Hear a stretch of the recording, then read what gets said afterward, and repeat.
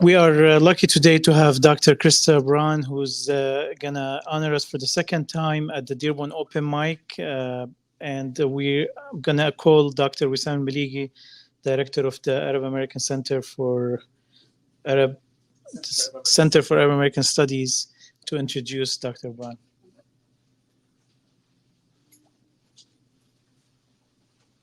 Hello, everyone, and thank you so much for joining us. Talking about her memoir, Crossing Borders, A Search for Dignity in Palestine. We are delighted to have Christa Bruhn, who is an award-winning American author, photographer, culinary artist, with a lifelong passion for peace and justice. She is the daughter of a German immigrant raised under Nazi Germany and the mother of 3 Palestinian Americans. She holds degrees in international studies, a BA, a master's in Middle Eastern and North African studies, and a PhD in educational leadership and policy analysis. She has published academic work in Palestine, peace education, and diversity. And Lana participated in roundtables on the future of Palestine and Israel. She splits her time between Madison, Wisconsin, and among her extended family in the farming village of Jalama, Palestine. Before welcoming Dr. Bruhn, I also want to acknowledge the support of the University of Michigan Dearborn for the Center for Arab American Studies and for the potential to make this happen, which is not an easy occasion on many other campuses. I thank you all for being here.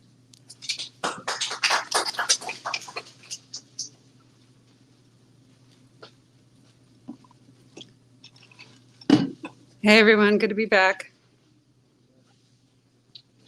This is some tatris.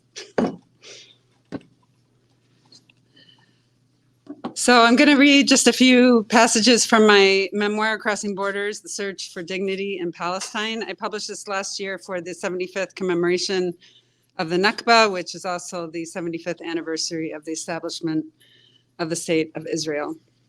And this covers like 30 years of my life, my impressions of Palestine. So you get to see Palestine through my eyes. I'm going to start with a passage from chapter 33 called Rachel Corrie. For those of you who don't know, Rachel Corrie was an American activist who went to Gaza to protest or to stand literally in the way of homes being bulldozed in Gaza. And that was back in 2003. For those of you who don't know what happened to her, you'll find out. But I'm going to start there because her birthday was just a month ago, and the anniversary of her death was just a week ago. So this goes back. All the years I traveled to Palestine, I was aware of my privilege as an American. I know the Israeli army can detain or kill Palestinians without consequences, but I've never worried that anything could happen to me. I'm an American citizen, and by extension, I'm Israel's benefactor. I'm untouchable. It's this belief that lets my eyes lock onto those of soldiers at checkpoints, gives me the courage to demand the soldiers open the road when it's closed, keeps me committed to holding the state of Israel accountable for land confiscations, harassment of Palestinians, violations of human rights and international law. My privilege is my protection. When I first hear of Rachel Corrie's death in Gaza, I'm in disbelief. Aware of her own privilege as a white American, Rachel attempted to make a dent in the injustice in Palestine until her life was cut short in Gaza. A European American girl in her 20s run over by an Israeli bulldozer. It can't be true. Israel wouldn't dare kill a Westerner, especially not an American. Well, we all know that's not true anymore. The Israelis crossed the line and plowed through her veil of protection. Rachel is dead. My belief is shattered with her death. I learned Rachel went to Gaza to protest the demolition of homes in Rafah, that she put her body between a Palestinian home and the bulldozer, and that the bulldozer ran right over her. That was March 16th, 2003. Officially, The Israeli army was conducting a military operation to demolish Palestinian homes, seize weapons, and locate smuggling tunnels across the border with Egypt. Rachel and 7 other international solidarity movement activists were engaged in non-violent direct action to protest the home demolitions when one of the 2 bulldozers involved in the operation ran over her and killed her. I recall seeing the border in Rafah when I was in Gaza in 1986. It was then that the director of Save the Children showed me the beginnings of a water treatment facility buried in the sand. I saw the way families separated by the border called to each other across the fence.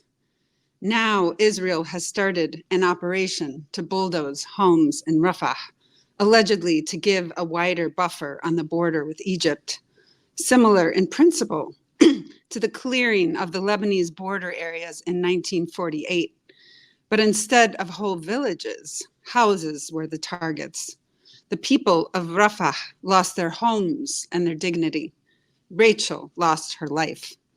Rachel's parents' lives are shattered with her death.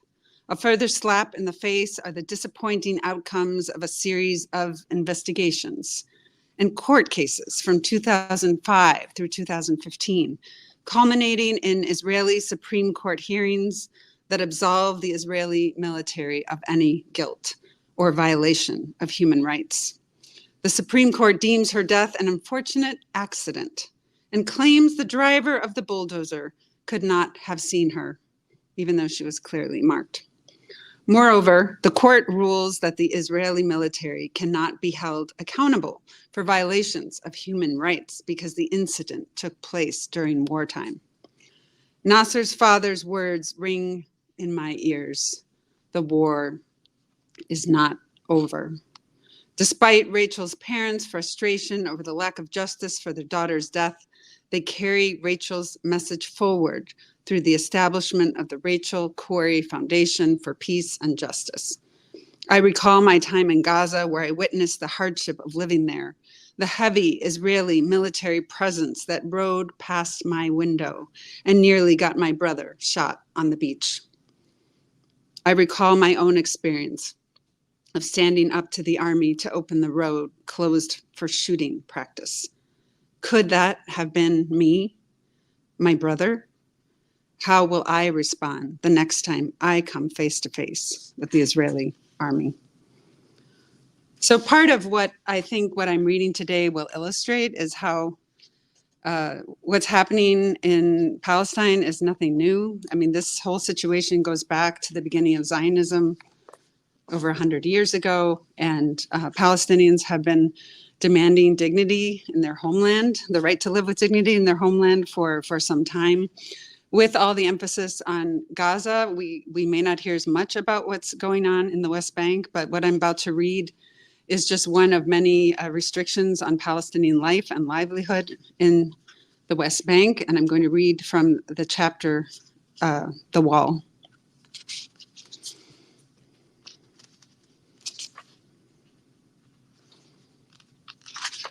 I think I'm going to skip forward. Sometimes people ask me, Palestine, where is that? I always respond with a question. Do you know where Israel is? They always provide the same answer. Yes, of course. Well, then you know where Palestine is. Palestine is Israel. Israel is Palestine. True and so far from the truth. One and the same and yet as different as night and day. When does night become day and day become night? Where are the borders in time and space between them? What do you call a place with 2 names, 2 peoples, 2 histories, 2 languages, many cultures and world religions? I'm heartbroken to have those wall segments imprinted on my memory. I've just witnessed the wall being built in front of me.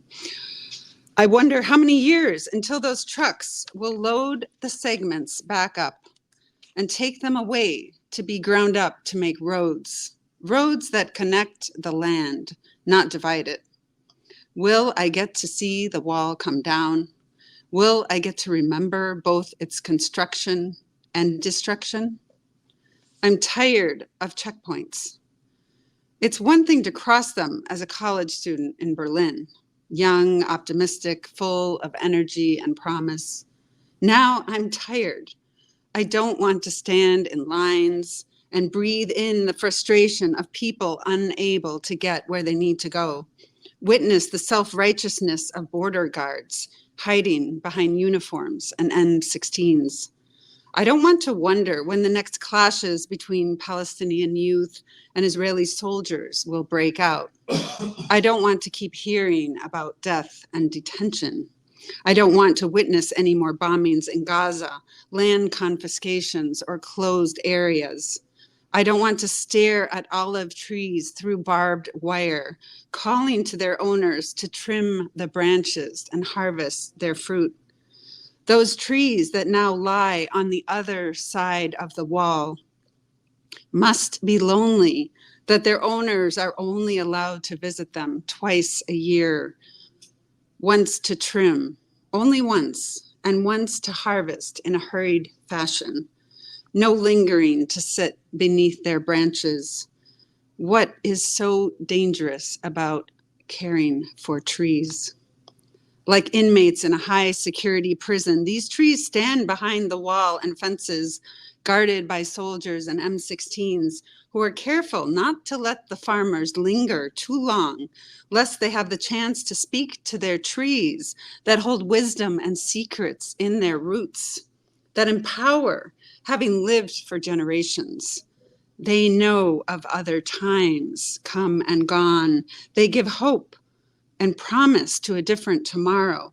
They remind the farmers not to give up, that one day they will again share the same space. Until then, fear contaminates the earth, the air, and the eyes. Everyone is squinting, wondering what will happen next, trying to make sense out of senselessness. My head feels like it will explode. No matter how bad things are, I can't stomach a wall. It gets in the way. It blocks my view. It makes life hell on earth. I want to stand in the middle of the road, get in the way of the wall, block its path, rewrite history, prevent it from being written in this way. I know when Palestinians tried to stand in its way, they were shot or thrown in jail. No wonder people are minding their own business, as if just another building is going up to hold offices or apartments. Everyone is walking by without looking, but they know it's there. They can feel its path as if it's emerging from the earth rather than being shoved into place. They know one day they will fight it, but not today. Today, they have to go to the market, to work, to the doctor, and get their children off to school. But someday, they will tear down that wall, just as the Germans, east and west, tore down the Berlin Wall. One day, the Palestinians, and maybe even the Israelis, will know that day has come, where they will look at it, face it, and destroy it. No one knows what will come once the dust settles, but something else will emerge in its place. Like after a forest fire, plants reemerge, but the landscape is forever changed. New realities will creep over old ones and take shape, inviting us all to begin again.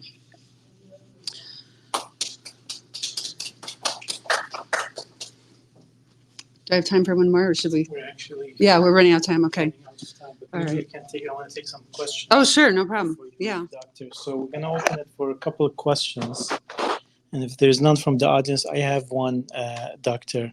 I keep encouraging my aunts who have lived different eras of the war in Lebanon, against Israel, and the various episodes of the Lebanese civil war and the war with Israel. I keep telling them to write their memoir or record it, or the importance of that. What would you tell them to convince them of the importance of their oral narrative? Well, I think storytelling is the most powerful instrument of change. And what I would tell them is to just sit with the memories. because the most compelling memories, the ones that have touched you deep in your soul and have changed you forever, are unforgettable. And they're the ones that if you share them, they allow other people to experience what you experienced. And so by writing down what I would call as a writer pivotal events, you know, you can just collect these memories, and then if you kind of sit with them, they will tell you what story they are telling. So when I did that with my own experience in Palestine, the golden thread was dignity. So I would love to know what their golden thread is. And there's nothing more powerful than a story. We've been telling stories as human beings forever, even before we knew how to write.